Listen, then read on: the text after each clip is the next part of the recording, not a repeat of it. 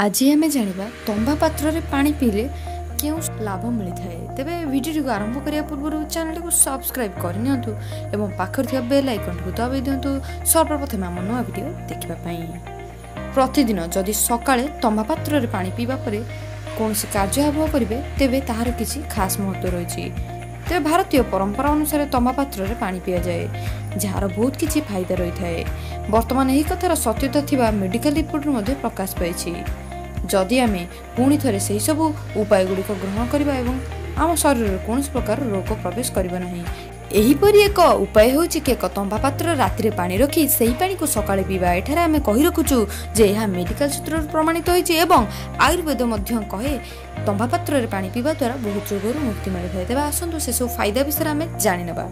तेबे तंबार मौजूद थिबा कपर थायरक्सिन हार्मोन को कंट्रोल करिथाय जहाद्वारा थायरॉइड होबार भय न थाए।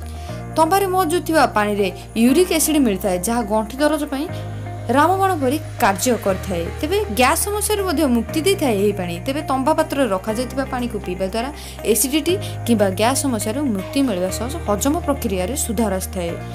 तेबे कोलेस्ट्रॉल परिमाण कम होता है। तंबा पात्र में रखा जाइतिबा पानी को पीवा द्वारा शरीर में कोलेस्ट्रॉल परिमाण कम होगा सह हार्ट मजबूत रही है। रक्तहीनतार मुक्ति दे थाए तंबा पात्र में पानी।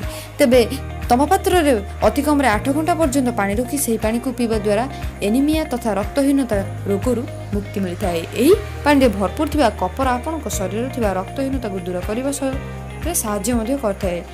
तेबे कैंसर बर्तिया यह सहायक होता है। तंबा पात्र में रखा जाइतिबा पानी में पर्याप्त परिमाण एंटीऑक्सीडेंट रही है जहाँ बयस को छाप को लुचाई कैंसर भली गंभीर रोगरू लड़ाई सहायक करें। तेबे यही पानी आपण को केश झड़िबा कम कर देथाय।